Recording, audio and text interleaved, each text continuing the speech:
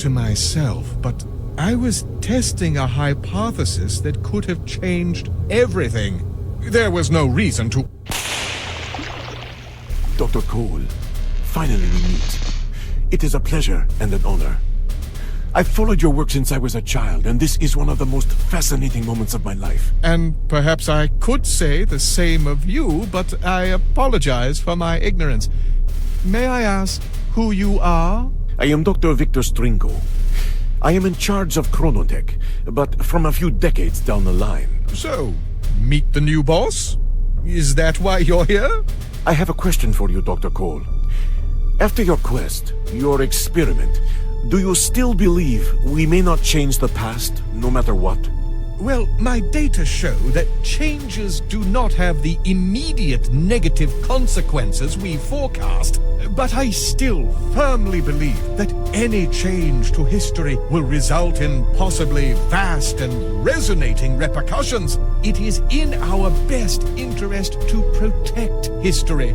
Who am I, or anybody else, to play God? I'm all for helping those that suffer, but dark days teach valuable lessons.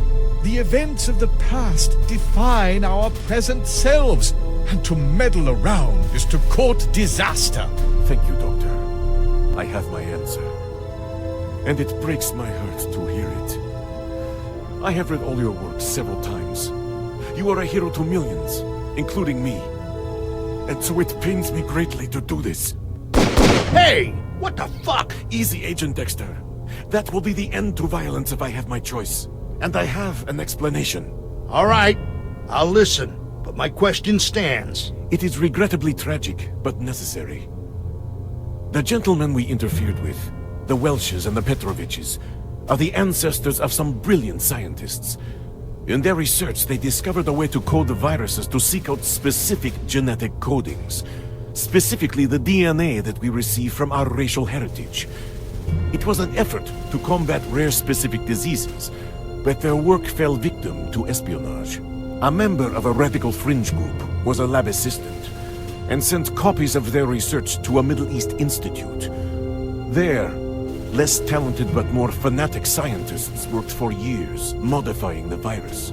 The end result was a fatal pathogen that could be targeted to a specific race. A terrorist cell smuggled it into the United States, not too long after you were seized, Dexter, and released it with an airburst from a weather balloon over Washington, D.C.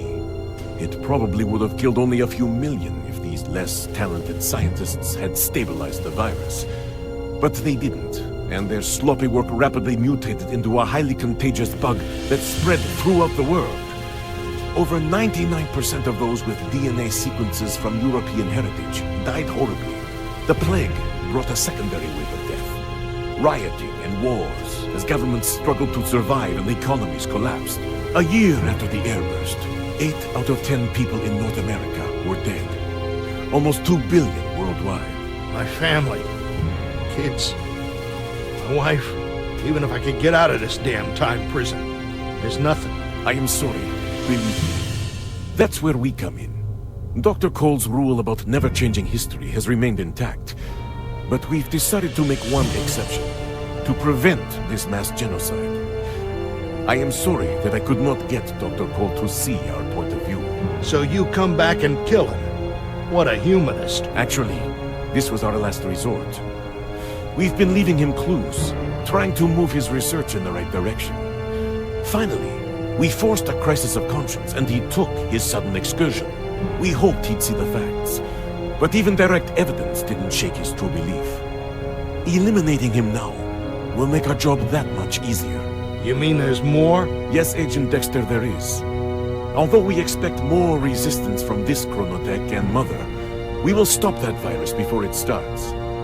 So so everyone is saved? Not yet. But it's Chronotech's, our Chronotech's highest priority. And Agents Dexter and Morris, we're always looking for new talent. Consider it.